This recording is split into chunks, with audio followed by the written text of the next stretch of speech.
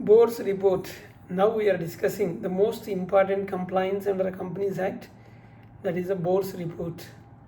So what disclosures are mandatory, which annexures are required, when should AOC-1 be attached, is AOC-2 is compulsory for every company, so what CSR disclosures are required, so what are the common mistakes noticed.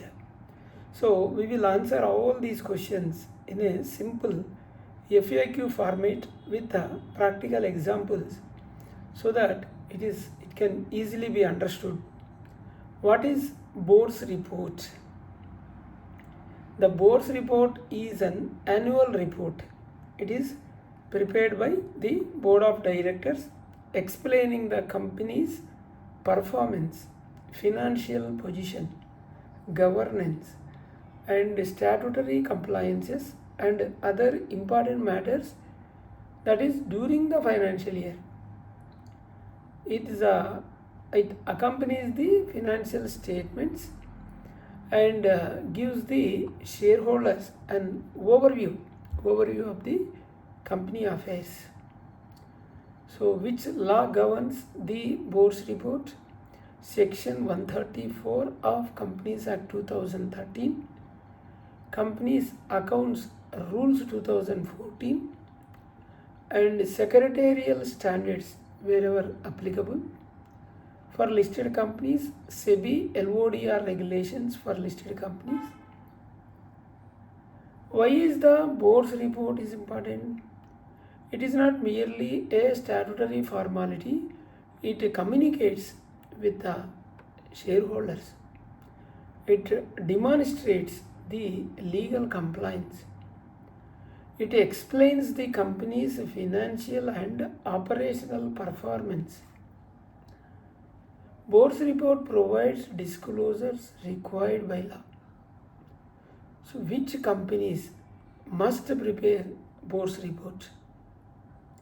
Law says every company registered under Companies Act 2013 is required to prepare. Every company is required to prepare a board's report. Subject to certain exemptions are there and reduced disclosures requirements for a specified class of companies. Who prepares the board's report? Normally, it is drafted by Company Secretary, Finance Department or legal team. So it is approved by the board of directors. Who signs the board report? Section 134. Chairperson if authorized. Otherwise, two directors, one being the managing director wherever applicable. One director in case of one person company. So this is very clear. Who signs the board report? Clear. Then when should the board's report be approved? It should be approved in duly convened board meeting. This is before the AGM, pre-AGM board meeting. Is the board's report filed with the ROC? Yes, it is filed with attachment form AOC-4 along with the financial statements. So what are the mandatory documents, mandatory contents of the board's report? Financial highlights we will mention, dividend details we will give, transfer of reserves we will discuss, and state of the company affairs also will mention. Material changes needs to be mentioned. Directors and KMPs details, auditors details, CSR, internal financial controls, also column for risk management, related party transactions, secretarial standards, annual return web link will be mentioned, other statutory disclosures as applicable. So what is the director's responsibility statement? Friends, this is one of the most important parts of the board's report. Is the director's responsibility statement under section 134 subsection 5 of Companies Act 2013. The statement It's not just a legal formality, it is a declaration by the board of directors. They have discharged their responsibility honestly and diligently while managing the affairs of the company. Through this statement, the board confirms that the annual financial statements have been prepared by the following applicable accounting standards and that there are no material departures unless properly disclosed and explained. Directors also confirm that they have selected appropriate accounting policies and applied them consistently.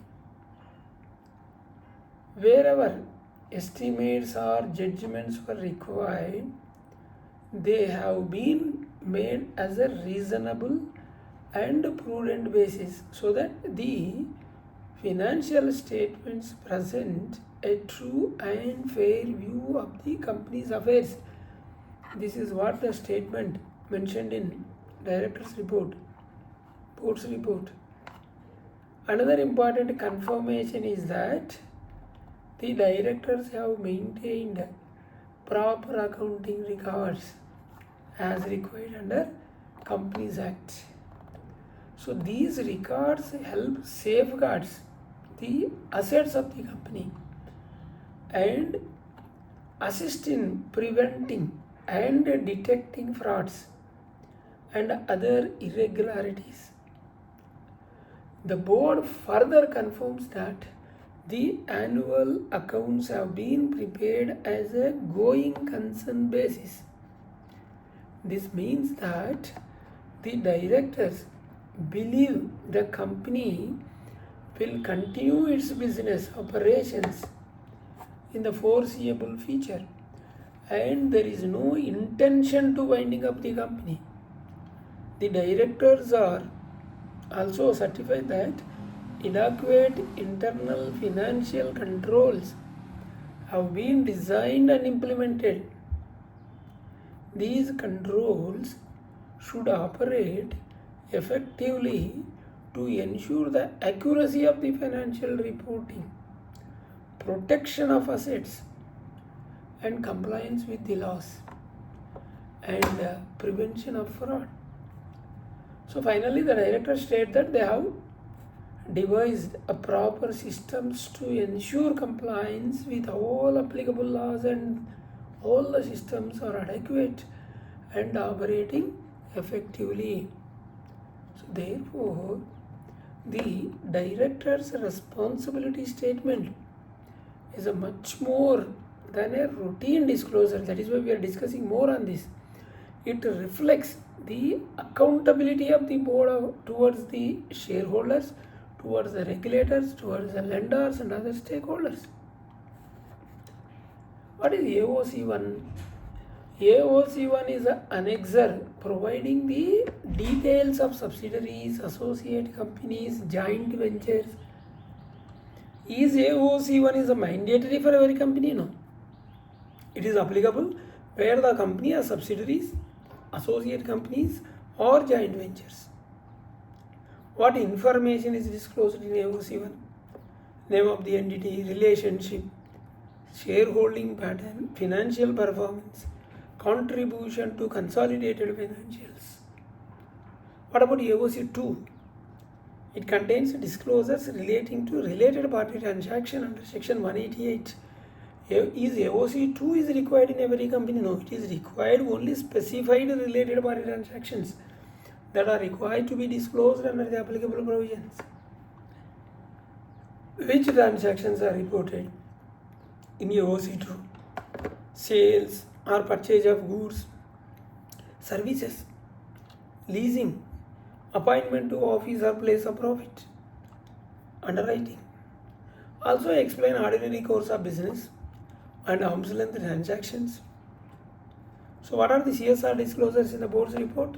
Yes, CSR policy, CSR committee, amount required to be spent, amount actually spent, We'll give the details of unspent CSR amount and what are the ongoing projects and any reasons for shortfall. Which companies are covered under CSR? This also we'll discuss at length. Friends, one of the most common question asked by their directors and company secretaries and entrepreneurs: which companies are required to comply with corporate social responsibility CSR provisions under Companies Act?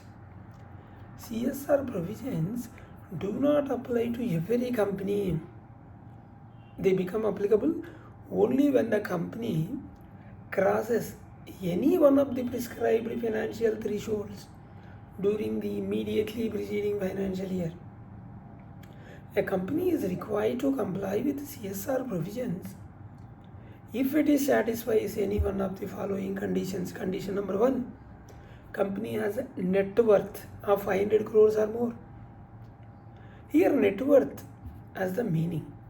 This is assigned under section 2 subsection 57 of Companies Act 2013. It generally includes, we are talking about net worth, the paid up capital and reserves created out of the profits after making the prescribed adjustments. And second thing, if the company turnover is 1000 crores or more during the immediately preceding financial year, CSR provisions become applicable. Turnover refers to the gross revenue earned by the company from the sale of goods or the provisions of services during the financial year. And the third condition, these are all are, if the company has a net profit of 5 crore or more during the immediately preceding financial year, it also covers under CSR. So please remember one important point: the company is required to satisfy only one of 3 conditions. It is not necessary to meet all 3 conditions. Even if only the net profits exceed 5 crores while the net worth and turnover are below the prescribed limit, CSR provision will still apply. I'll give you an example. Suppose XYZ Private Limited is there, net worth 120 crores. Net worth 120 crores, turnover 450 crores, net profit 6 crores. Although the company does not satisfy the net worth and turnover, its net profits exceeds 5 crores. Net profits exceeds 5 crores. So CSR provisions under section 135 becomes applicable. Similarly, another company has a net worth of 650 crores, turnover of 700 crores, net profit 3 crores. See, net worth 650, even though the net profit is less than 5 crore, net worth exceeds 500 crores. Hence, CSR provisions are applicable. Another example, if a company has net worth 300 crores, so below 500 crores, turnover 1250 crores, turnover above 1000 crores, net profit 2 crores, net profits 2 crores. Here, the turnover exceeds 1000 crores. So therefore, the company must comply with CSR requirement. Another important point, that CSR applicability is determined by every financial year based on the financial position of the immediately preceding financial year. Company should review their audited financial statements annually to determine whether 135 is applicable. Once CSR provisions become applicable, the company is generally required to constitute CSR committee wherever applicable under the Act and rules, that 50 lakh triggering point, liability, expenditure. Then formulate and approve CSR policy, it is a mandatory, and recommended CSR projects and expenditure. Spend at least 2% of the average net profit of the immediately 3 preceding financial years on the eligible CSR activities, subject to provisions of section 135 and CSR rules. make the prescribed CSR disclosures in the board's report. This is important, that is why we are discussing at length. Every company secretary, every director should carefully examine the company's net worth, turnover and net profit at the end of each financial year. Even crossing one of the 3 prescribed limits is sufficient to trigger CSR compliance. Failure to comply may attract statutory consequences. Before finalizing the board's report, I'm telling, each year, always verify whether the company has crossed any one of the CSR thresholds. If CSR is applicable, ensure that CSR policy, CSR committee wherever required, CSR expenditure, unspent CSR amount if any, and all mandatory disclosures are properly incorporated in the board's report. What disclosures are required regarding directors? Appointment details, resignation of director details, retirement by rotation details, reappointment, declaration of independence wherever applicable. And what disclosures are required regarding auditors?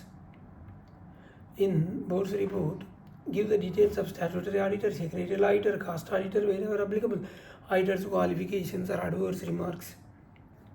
So what is the disclosure relating to internal financial controls? Responsibility of the board, adequacy of the financial controls, effectiveness of the systems. So what are the material changes after the financial year? Explain major borrowings like new business, if any fire, accident, if any merger, acquisition, litigation, post closure of the financials. Give the details in board's report. So what is the disclosure regarding risk management? Give the details like identification of risks, identification of key risks, mitigation measures, business continuity. So what is the annual return web link disclosure? If the company has a website, the board's report should mention the web link where the annual report is closed, annual return is there placed in accordance with the section 92. So what are the common mistakes in the board's report? Wrong financial figures. We will see not updated director details, missing CSR expenditure, missing AOC-1, AOC-2, and incorrect references to the sections, inconsistency with the financial statements, failure to update statutory changes. So what is the role of the company secretary? Here the company secretary should ensure statutory compliance, verify disclosures, coordinate with finance team and auditors, keep the board updated, and legal amendments, ensure consistency with the financial statements and ROC filings. There should not be any difference. So I will suggest the checklist for finalizing the board's report. First, keep financial statements and then auditor report, board's minutes, AGM details, CSR records, RPTs, subsidiary details, AOC-1, AOC-2, annual return web link, and then secretarial audit report wherever applicable, internal financial control disclosures, risk management disclosures. So this is the checklist you should keep. Never treat the board's report as a standard template. Each year's report should reflect the company's actual activities, statutory compliances, and material developments. So before finalizing, reconcile all disclosures with the financial statements, board minutes, ROC filings, and applicable provisions under Companies Act. So finally, the board's report is one of the most important statutory document prepared by the professionals every year. So well drafted report demonstrate the transparency, good governance, and compliance with the Companies Act. Clear? So directors and company secretaries should ensure that every disclosure is accurate. This is a very important document. It should be complete and tailored to the company's specific facts rather than relying on old templates and copy paste. So the structure this provides I think you are clear with this. We have detailed discussed at length. We have two channels, RR Corporates, other channel RR Legal Talks. Please do subscribe, hit the bell icon so that you will not miss my latest videos.